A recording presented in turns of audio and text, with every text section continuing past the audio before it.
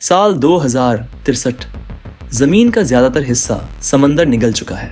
अब सिर्फ 2 महाद्वीप बचे हैं और वे भी खून के प्यासे दुश्मन हैं। इस अनंत महासागर के बीच खड़ा है एक पुराना किला, सेंटिनल। यहाँ तैनात हैं 4 थके हारे सैनिक जो न जाने कब से अपने बचाव दल का इंतजार कर रहे हैं। लेकिन उम्मीद की जगह उन्हें मिलता है एक रहस्यमयी जहाज खाली है और उसके साथ आती है मौत की आहट। अब सवाल ये है, क्या यह जहाज उनकी आज़ादी लेकर आया है या उनका खौफनाक अंत? क्विक फ्लिक्स रिकेप लेकर आया। हे लास्ट सेंटिनल। साल 2063 चल रहा है। इंसानों ने धरती का इतना बुरा हाल कर दिया कि समुंदर का पानी बढ़कर पूरी धरती को डूबा चुका है। अब बस 2 ही महाद्वीप बचे हैं और वो भी आपस में जमीन और संसाधनों को लेकर जंग लड़ रहे हैं। इन दोनों महाद्वीपों के बीच समुद्र में एक मिलिट्री चौकी है जिसे कहते हैं द सेंटिनल। यहाँ 4 सैनिक तैनात हैं, लेकिन उनकी परेशानी ये है कि उनका 2 साल का कॉन्ट्रैक्ट 3 महीने पहले खत्म हो चुका है। फिर भी उन्हें लेने कोई नहीं आया। खाना भी अब धीरे धीरे खत्म हो रहा है। एक तूफानी रात में सैनिक कैसिडी और डेसोलिवन मछली पकड़ने निकलते हैं। किस्मत से उनका जाल भर जाता है। तभी उनके ऑफिसर हेंड्रिक्स देखते हैं कि तूफान खतरनाक होता जा रहा है। वो ओरोबेन को आदेश देते हैं कि चौकी पर रखे बड़े बम को सुरक्षित कर दो, लेकिन तभी समुद्र की लहरें चौकी की पाइपलाइन तोड़ देती हैं। बेंस उन्हें ठीक करने जाता है, लेकिन उसका हाथ फंस जाता है। कई मिनट तक पानी में जूझने के बाद वो खुद को छुड़ा पाता है। उधर तेज लहरें कैसिडी और सुलिवन का जाल बहा ले जाती हैं। सुलिवन आखिरी बार कुछ पकड़ने की कोशिश करता है, लेकिन तूफान इतना भयानक हो जाता है कि उसे भी अंदर भागना पड़ता है। तभी एक बहुत बड़ी लहर चौकी से टकराती है। पानी हर जगह घुस आता है। चौकी हिलती है, लेकिन जैसे तैसे बची रहती है। सुबह होते ही सभी लोग बैठकर सोचते हैं कि अब खाने को कैसे बचाया जाए। बेंस गुस्सा हो जाता है कि मछलियां क्यों घुमा दी, और सुलिवन उस पर ताना मारता है कि उसने पाइप ठीक करने के लिए किचन के पार्ट्स निकाल लिए। झगड़ा बढ़ जाता है, लेकिन हेंड्रिक्स सबको शांत कराता है और कहता है, बड़ों की तरह बर्ताव करो और काम पर ध्यान दो। बेंस पूछता है कि क्यों ना रिलीफ टीम को जल्दी बुला लें, लेकिन हेंड्रिक्स कहता है टेलीग्राफ का इस्तेमाल सिर्फ रिपोर्ट देने के लिए है। फिर रोज की तरह सुलिवन टेलीग्राफ पर रिपोर्ट भेजता है। जवाब वही आता है, कोई घटना नहीं। कुछ देर बाद सुलिवन और हेंड्रिक्स बाहर होते हैं। सुलिवन दूरबीन से समुंदर देखता है और हैरान रह जाता है। एक जहाज उनकी ओर आ रहा है। कैसिडी रडार चेक करती है और इसकी पुष्टि कर देती है। सुलिवन खुश हो जाता है कि शायद अब रिलीफ टीम आ गई है, लेकिन हेंड्रिक्स सावधान रहता है और बेंस को हथियार लाने का आदेश देता है। कैसिडी जहाज से संपर्क करने की कोशिश करती है, लेकिन कोई जवाब नहीं मिलता। आखिरकार हेंड्रिक्स फैसला लेता है। वो सुलिवन को बंदूक देता है और कहता है, नाव लेकर जहाज तक जाओ और देखो कि दुश्मन तो नहीं। सुलिवन नाव लेकर जहाज तक पहुंचता है। बार बार आवाज लगाता है, लेकिन कोई जवाब नहीं। वो बंदूक निकालकर जहाज पर चढ़ता है। अंदर जाकर देखता है कि हालात अजीब हैं। चीजें धूल से ढकी हुई हैं, रेडियो खराब है और खाने का सामान अब तक छुआ भी नहीं गया। हेंड्रिक्स उससे हालचाल पूछने की कोशिश करता है, लेकिन सुलिवन जवाब नहीं देता। अचानक उसे 4 बैग मिलते हैं और वो बैग सीधे सेंटिनल के लिए भेजे गए हैं। असल में वो जहाज उनकी रिलीफ टीम का ही था, लेकिन उसमें मौजूद लोग रहस्यमयी तरीके से गायब हो गए थे। इसका मतलब था कि अब उन्हें घर जाने का मौका भी हाथ से निकल गया। सुलिवन जहाज से कोई जवाब नहीं दे रहा था, तो हेंड्रिक्स को शक हुआ कि शायद उस पर हमला हुआ है। वो तुरंत फैसला करता है कि जहाज को चौकी तक पहुंचने से पहले ही उड़ा देना चाहिए। इसके लिए वो कैसिडी से विस्फोटक की चाबी मांगता है। कैसिडी हिचकिचाती है, लेकिन हेंड्रिक्स उसे आदेश याद दिलाता है कि यह प्रोटोकॉल है। अपनी और कैसिडी की चाबी मिलाकर वो विस्फोटक चालू भी कर देता है, लेकिन गोली चलाने से पहले एक आखिरी बार सुलिवन से संपर्क करता है। इस बार सुलिवन जवाब दे देता है और हमले का आदेश रद्द हो जाता है। कैसिडी अपनी चाबी वापस मांगती है, लेकिन हेंड्रिक्स साफ कह देता है कि अब दोनों चाबियां उसी के पास रहेंगी, उसके आदेश पर शक करने की सजा के तौर पर। थोड़ी देर बाद सुलिवन जहाज को खींचकर सेंटिनल तक ले आता है। हेंड्रिक्स जहाज की जांच में लग जाता है, जबकि सुलिवन और कैसिडी राहत महसूस करते हुए कुछ पल एक दूसरे के साथ बिताते हैं। कुछ घंटों बाद जब सब आयोडीन बात ले रहे होते हैं, बेंस बताता है कि उसने जहाज से काफी सामान बचा लिया है। उसे पूरा यकीन है कि यही रिलीफ शिप था और उसका इंजन महीनों से बंद पड़ा था। सुलिवन बेस को संदेश भेजना चाहता है, लेकिन हेंड्रिक्स मना कर देता है। उसका कहना है कि पहले पूरी सच्चाई समझनी होगी। अब पूरी टीम हेंड्रिक्स से चिढ़ने लगी थी, खासकर तब जब उन्होंने देखा कि दोनों चाबियां अब सिर्फ उसी के पास हैं। नहाने के बाद हेंड्रिक्स जहाज के नेविगेशन डेटा की जांच करता है और उसमें लिखे सारे कोऑर्डिनेट्स नक्शे पर डालकर उसका सफर समझने लगता है। उधर कैसिडी और सुलिवन जहाज से लौटकर बातें करते हैं। उन्हें 2 साल हो गए थे दुनिया देखे बिना, तो वो सोचने लगते हैं कि बाहर अब हालात कैसे होंगे। सुलिवन कैसिडी को एक राज बताता है। उसने हेंड्रिक्स से छुपकर बेस को मैसेज भेज दिया है। कल तक उनका जवाब आ जाना चाहिए। अगली सुबह हेंड्रिक्स देखता है कि उसके तीनों साथी टेलीग्राफ के पास खड़े हैं। बेंस सच्चाई बता देता है कि मैसेज भेजा गया था। हेंड्रिक्स गुस्से में डांटने ही वाला होता है कि तभी मशीन जवाब देती है। सब बहुत खुश हो जाते हैं, लेकिन जब मैसेज पढ़ते हैं तो उनके होश उड़ जाते हैं। वो ठीक वही संदेश था जो सुलिवन ने पिछली रात भेजा था। तब जाकर सबको असली सच्चाई पता चलती है। काफी समय पहले से उनका बेस से संपर्क टूट चुका है और ये मशीन सिर्फ वही पुराना जवाब दोहराती जा रही थी। कोई घटना नहीं। हेंड्रिक्स नक्शे पर कोऑर्डिनेट्स जोड़ने में व्यस्त था। उसी दौरान बेंस चोरी छिपे जहाज में घुसने लगा।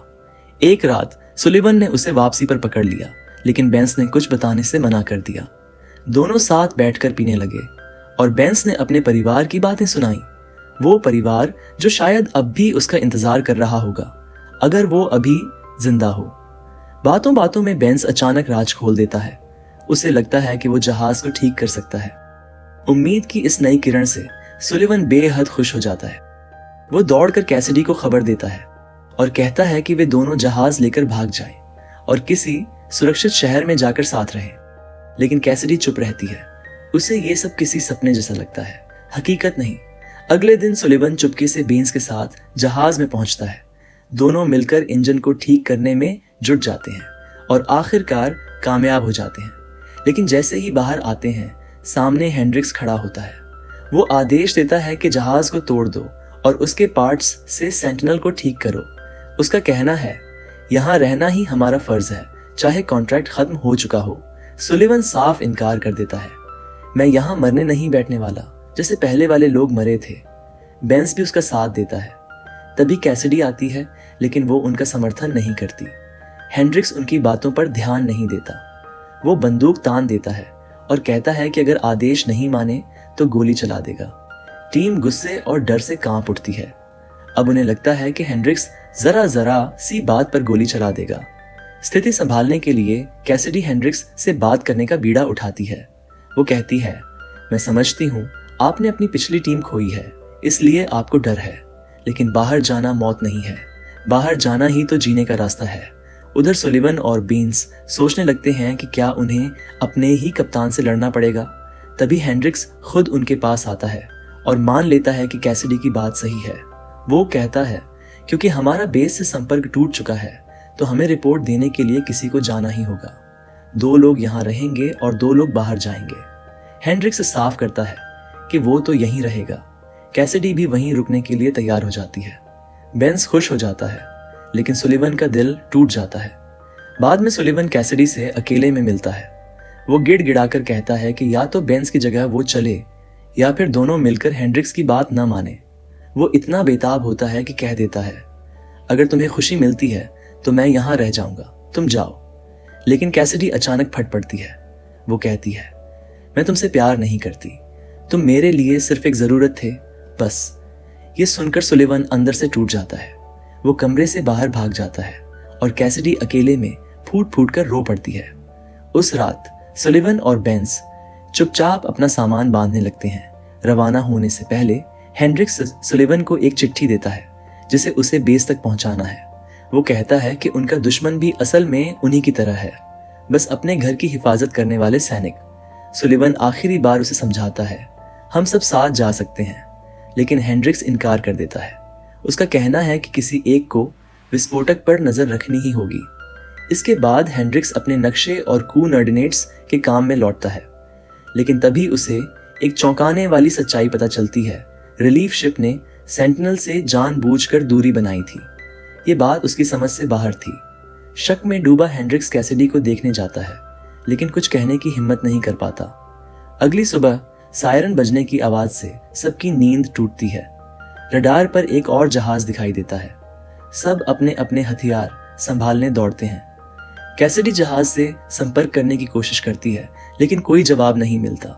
इस बार हेंड्रिक्स किसी को भेजने से साफ मना कर देता है। वो सीधे आदेश देता है, गोली चलाओ, लेकिन पहली गोली निशाने से चूक जाती है। जैसे ही वो दोबारा लोड करने लगते हैं, कैसिडी नोटिस करती है कि उनका खुद का जहाज गायब है। तभी कोहरा छूटता है और सुलिवन और बेंस साफ देख पाते हैं। असल में वो रिलीफ शिप ही था। वो लोग गोली चलाने से मना कर देते हैं, लेकिन कैसिडी जब तक उन्हें चेतावनी देने पहुंचती तब तक देर हो चुकी होती है। हेंड्रिक्स बंदूक निकालकर बेंस को मारता है और सच सामने आता है। कल रात जहाज को वापस पानी में भेजा था खुद हेंड्रिक्स ने। अपनी गंभीरता साबित करने के लिए वो उनका एयर डांसर भी गोली से उड़ा देता है। बेंस फिर भी जहाज को नष्ट करने से मना कर देता है। गुस्से में हेंड्रिक्स उसकी कनपटी छूकर गोली चला देता है और उसका कान जख्मी कर देता है। आखिरकार जान बचाने के लिए सुलिवन तोप चला देता है और जहाज को नष्ट कर देता है। गुस्से से तमतमाया बेंस हेंड्रिक्स पर हमला करने दौड़ता है, लेकिन उससे पहले कैसिडी उसे फायर एक्सटिंग्विशर से बेहोश कर देती है। बाद में सुलिवन और कैसिडी हेंड्रिक्स को पेंट्री में बंद कर देते हैं और कैसिडी दोनों चाबियां वापस ले लेती है। कुछ देर बाद होश में आने के बाद बेंस हेंड्रिक्स को मारने की कोशिश करता है। सुलिवन बीच में आता है तो वो उसी को घायल कर देता है। कैसिडी किसी तरह उसे शांत करती है, लेकिन बेंस टूट जाता है। वो कहता है कि अब वो सब छोड़ रहा है। अकेला बैठकर शराब पीने लगता है और अपना सामान खोलकर रो पड़ता है। इसी दौरान कैसिडी कहती है कि हेंड्रिक्स को उसका आयोडीन बात देना जरूरी है, लेकिन बेंस साफ मना कर देता है और कहता है, मैं अब कुछ नहीं करूंगा, मैं छोड़ रहा हूं। सुलिवन कैसिडी से कहता है, हमारे पास अब एक ही रास्ता है। हमें टेलीग्राफ पर हर एक चैनल ट्राई करना होगा जब तक कोई सिग्नल काम न करे।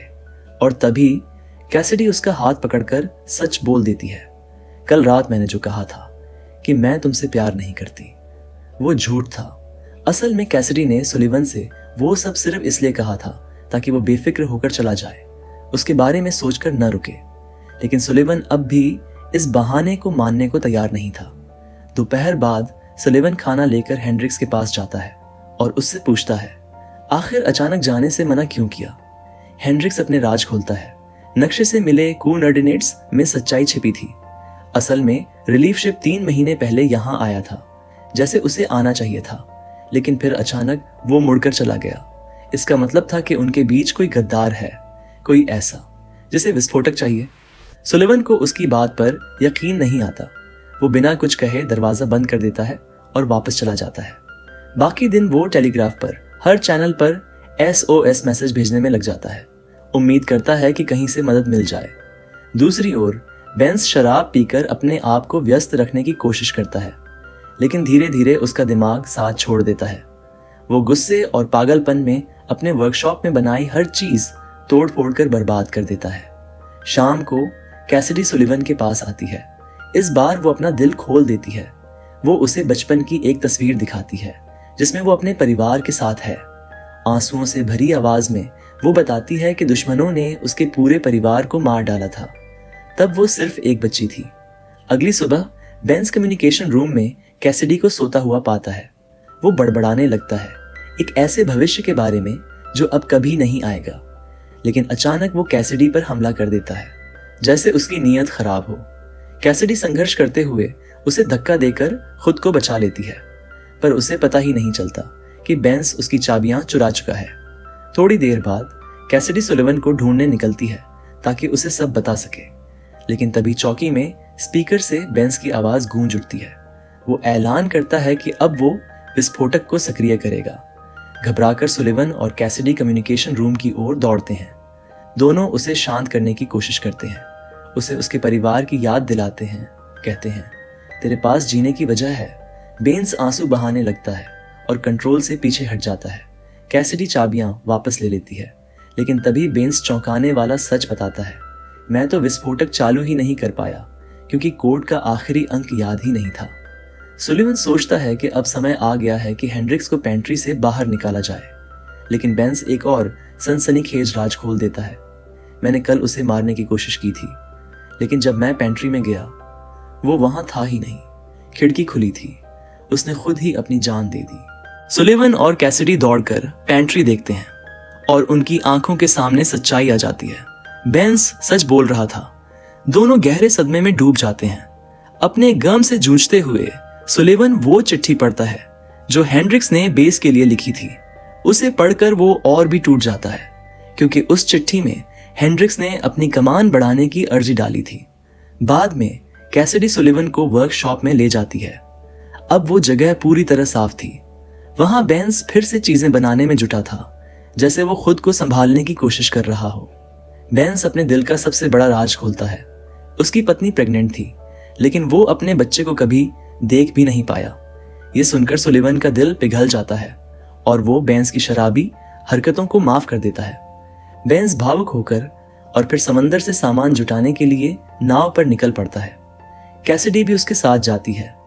जाने से पहले सुलिवन कैसिडी को एक पिस्तौल थमा देता है और बदले में कैसिडी उसे किस कर धन्यवाद कहती है। कुछ देर बाद सुलिवन मछली पकड़ने की कोशिश करता है, लेकिन जब जाल खींचता है तो उसके होश उड़ जाते हैं। जाल में हेंड्रिक्स की लाश थी, सिर पर चोट के निशान साफ थे। इसका मतलब था कोई उसे मार चुका था, यानी असली गद्दार अभी भी उनके बीच मौजूद है। सुलिवन घबराकर बाकी प्रोफाइल्स खंगालने लगता है, जबकि नाव में बैठी कैसिडी बेंस को देखती रहती है जैसे कोई प्लान बना रही हो। तभी सुलिवन हेंड्रिक्स का नक्शा और बीकन चेक करता है। उसे पता चलता है कि वो बीकन हटाकर कहीं भी लगाया जा सकता है। अब सब राज खुल जाता है। किसी ने बीकन नाव पर ले जाकर रिलीफ शिप को गलत दिशा में भेज दिया, फिर उस जहाज की टीम को मार डाला और शिप को यूं ही बहने दिया। कुछ घंटों बाद नाव से सिर्फ कैसिडी लौटती है। उसका कहना था बेंस प्लास्टिक पकड़ने की कोशिश में गिर गया और मर गया, लेकिन सुलिवन तुरंत समझ जाता है बेंस को नहीं, कैसिडी ने ही मारा है। असली गद्दार वही थी।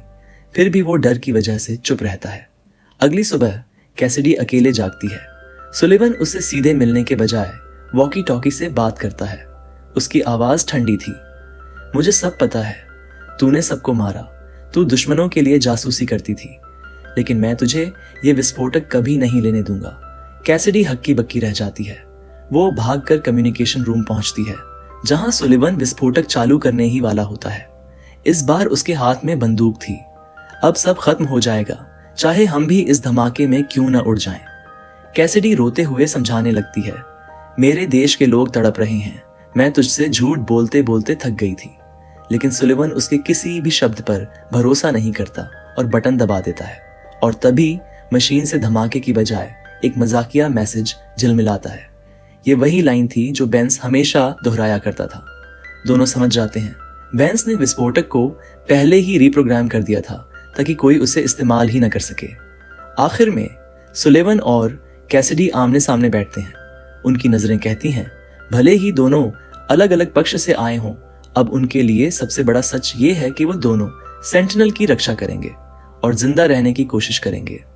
दोस्तों, कैसी लगी आपको ये रहस्यमयी कहानी?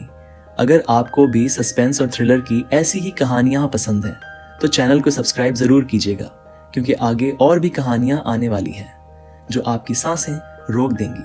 देखने के लिए धन्यवाद।